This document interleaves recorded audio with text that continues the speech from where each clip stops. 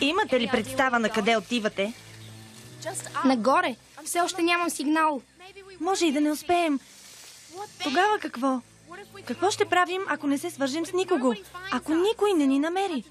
Ще трябва да теглим сламки, за да решим коя от нас първа да изядем. Не е смешно. Разведрявам положението. Влошаваш го. Стига.